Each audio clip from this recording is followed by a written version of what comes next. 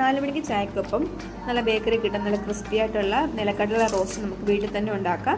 ഇതിനാവശ്യമായിട്ട് ഞാൻ എടുത്തിരിക്കും 1 കപ്പ് പച്ച നിലക്കടലയാണ്. അതിലേക്ക് മഞ്ഞൾപ്പൊടി 1/4 ടീസ്പൂണും മുളക് പൊടി 1 ടീസ്പൂണും ഒരു പിഞ്ച് കായവും ഗരം മസാലയും ആവശ്യത്തിന് ഉപ്പും ചേർത്ത് ഇളക്കുക. അതിന് 2 സ്പൂൺ വെള്ളം കൂടി ഒഴിക്കുന്നുണ്ട്, ആ മസാല പിടിക്കാൻ മാത്രമായിട്ട്. ഇനി നമുക്ക് വേണ്ടത് ഒരു 3 സ്പൂൺ കടലമാവും 1 സ്പൂൺ അരിപ്പൊടിയും കൂടാണ്. ഇതും കൂടെ നന്നായിട്ട് ഇളക്കുക. വെള്ളം പോരാത്തത് കൊണ്ട് 1 സ്പൂൺ വെള്ളം കൂടി ഒഴിച്ച് കൊടുക്കുന്നുണ്ട്. ഇത് ഒരു 15 മിനിറ്റ് മാറ്റി വെക്കണം. 15 മിനിറ്റിന് ശേഷം നമുക്കിത് വറുത്തെടുക്കാം. എണ്ണ ചൂടായ ശേഷം ഇതുപോലെ ഓരോന്നോരോന്നായിട്ട് വേണം നമ്മളിത് വറുത്തെടുക്കാൻ.